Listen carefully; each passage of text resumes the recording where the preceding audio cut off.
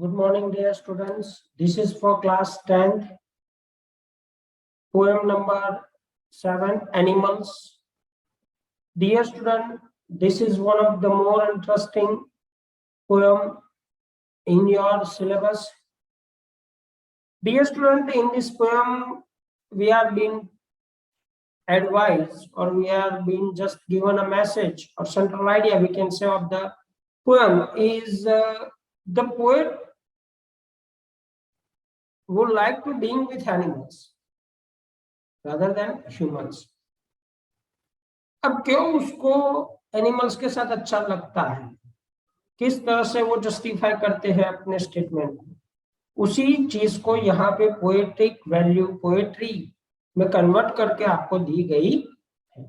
Dear student, इस poem को हम stanza wise line by line explanation के जरिए देखने वाले हैं। इसके बाद आपको एक पीडीएफ भी मिलेगी जिसके अंदर question answer, short question answer, stanza comprehension इत्यादि राइटिंग मटेरियल भी दिया जाएगा। In this poem let's see what happened, right? The poem is written by Walt Whitman. He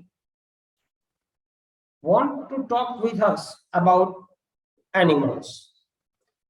He deliberately written the contradiction between animals and human, who are the best if we does the comparison in between these two. Dear student, in the very first stanza, the lines are written like this: I think I could turn and live with animals. They are so placid and self-contained. Placid का मतलब होता है शुद्ध, सौम्य, and self-contained मतलब संतोषी, आत्मसंतोषी जीव जिसको आप बोल सकते हो। I think I could turn and live with animals. The poet wants to talk about that. मैं सोचता हूँ और मुझे अच्छा लगता है कि मैं अगर एनिमल्स के साथ रहूं, क्योंकि उसका कारण दिया है कि देयर आर सो प्लासिड, वो इतने बिल्कुल शुद्ध है, सौम्य है, शांत है, एंड सेल्फ कंटेंट, और वो आत्मसंतोषी है। I stand and look at them long. मैं खड़ा रहकर उनको ही बारी बारी से देखते रहता हूँ। The poet here desires to turn into an animal and live with them as he impressed by their calmness. Poet जो है एनिमल्स की शांत शुद्ध जो अपॉर्चुनिटी जो कैरेक्टरिस्टिक्स है, जो उनके प्योरिटी ऑफ हार्ट है, माइंड है, उससे वो बहुत ही अट्रैक्ट हो चुका है, और उसी की वजह से वो चाहता है कि वो एनिमल बने। मतलब वो अगर उसको कोई यहाँ पे एक क्लॉज दिया जाए तो वो एनिमल बनने के बारे में सोचेगा। इसके अलावा हमें यहाँ पे बताया गया है कि unlike human, animals seem so content with their lives and are happy in their natural surrounding. जो एनिमल्स है वो अपने वास्तविक वातावरण के अंदर खुश है।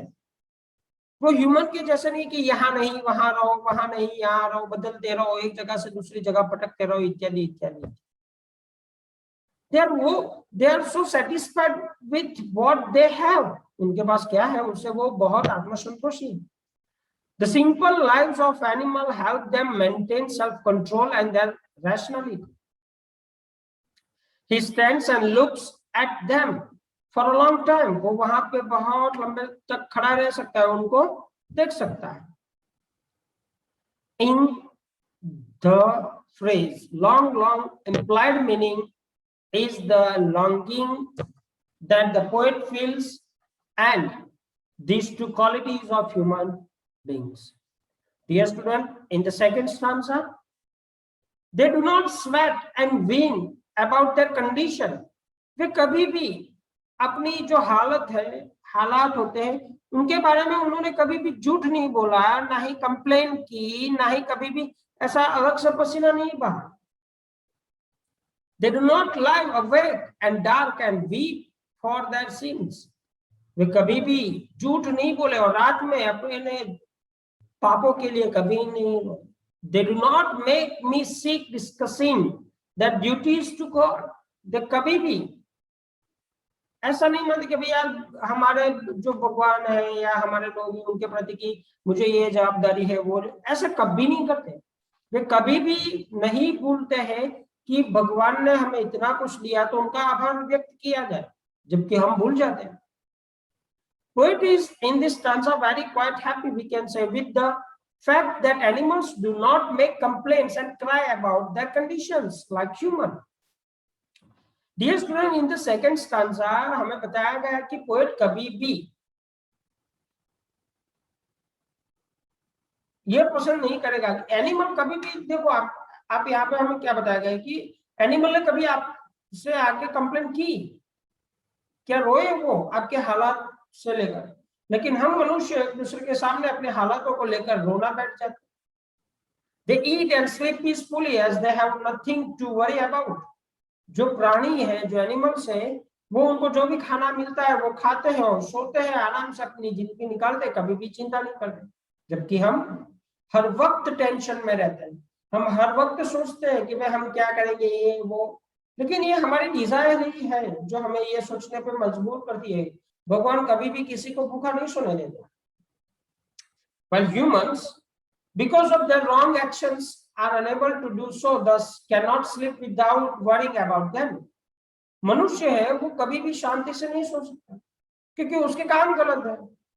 Humans even after emitting sins, मतलब वे पाप करने के बाद भी talk about God and rightness, वे हमेशा भगवान की बात करते हैं और सही क्या गलत उसके बारे में बोलते हैं कि भगवान को ऐसा नहीं करना चाहिए था। अरे यार, भगवान ने थोड़ी ना किया है, इट इज योर डीड, वे आपके कर्म है, आपके कर्मों के अधीन ये सब चलता है ना। कर्मण्येवाधिकारस्ते मा फलेषु कदाचन, कर्म अच्छा करता है, फल की आशा इच्छा मत रखो। लेकिन हम भी क्या करते हैं, कुछ करने से पहले हम फल की इच्छा करते हैं। हाँ ठीक है भाई, जरूरी हो जितना उतना करो, no issue with that. Well, animals are simply creature and they do not need to worry about praying God. कभी भी भगवान को प्रार्थना भी नहीं करते, फिर भी उनको मिल जाएगा क्योंकि उन्होंने कभी भी किसी का गलत नहीं किया। The poet here means that sin animals are so pure, animal इतने पवित्र हैं, they do not pray to God for forgiveness and ask God to fulfill their desires like human. उन्होंने कभी पाप ही नहीं किया, तो पाप नहीं करते तो माफी मांगने की जरूरत ही नहीं और भगवान अपने आप खुश होकर सब कुछ दे देते हैं। Dear student, in the third stanza क्या लिखा है, मैं बताया गया है, not one is dissatisfied, not one is demented with the mania of owning things, not one kneels to another not to have his kind that lived thousands of years ago, not one is respectable or unhappy over the whole earth. Dear student, in the third stanza we have been explained by the poet that animals do not possess material things like human, like we people have. घर, गाड़ी, बंगला, रुपया, पैसा, ये वो सब, कपड़ा, ये सारी चीजें उनको नहीं चाहिए। So they are satisfied and they are happy. The desire of which has affected human beings very badly. जो कि हम मनुष्यों में ये सारी चीजें, हमें ये चाहिए वो चाहिए, तो इससे हम दुखी होते हैं, उसके बारे में सोचकर हम दुखी होते हैं कि इसके पास तो ये है, मेरे पास ये नहीं है। कभी भी काऊ जो है, गाय जो है, उसने कभी भी सोचा कि मेरे पास अगर वो गेंडे जैसा सींग होता तो, एक ही सींग होता तो, नहीं सोचा ना। क्या सोचा कभी? हिरण ने कभी सोचा कि मुझे बाघ के जैसे अगर दांत दिए होते तो? मतलब हर किसी को जो भी मिला है, भगवान ने जो भी दिया है, दे हैव एक्सेप्टेड, स्वीकार किया है और इसीलिए वे खुश हैं। This desire to own things has been called madness by the poet. Poet ने हमें यहाँ पे ये सीख दी है कि हम जो ये unnecessary desire करते हैं ना, necessary desire is different thing and unnecessary things when we desired for or ask for, it will make us mad. वो हमें पागल बना देता है। Animals are free from habit of praying to their ancestors. वे कभी भी अपने पूर्वजों की प्रार्थना नहीं करते। They do not need to even. वे कभी भी उनको गलत नहीं बोलते। When the poet says not one is respectable, he means that since all of them are equal, वे सभी एक समान है, इसलिए उनको किसी के भी बारे में पूजा, मान, सम्मान इत्यादि ऐसा कुछ नहीं लगता। हमें तो यहाँ पे अगर अपने घर के बड़ों को भी दो हाथ जोड़कर जय श्री कृष्ण बोलना हो तभी भी हमें कष्ट लगता है, मैं क्यों बोलूं? अरे भाई बोलना पड़ेगा, सभी इक्वल तो है, मनुष्य भगवान के सामने तो हम सब एक ही है ना। There is no question of respect to someone and insult to someone. क्या दस एक का मान सम्मान करे, दूसरे की इंसल्ट करे, ऐसा कोई क्वेश्चन ही नहीं है, सभी एक जैसे ही। All these features of animal make them happy and uncomplaining. यही फीचर्स की वजह से सभी एनिमल कभी भी कंप्लेन नहीं करते और वे खुश रहते। In the fourth stanza, dear student, we have been told that हमें कहा गया है कि so they show their relations to me and I accept them. They bring me tokens of myself, the evince them plainly in their possession.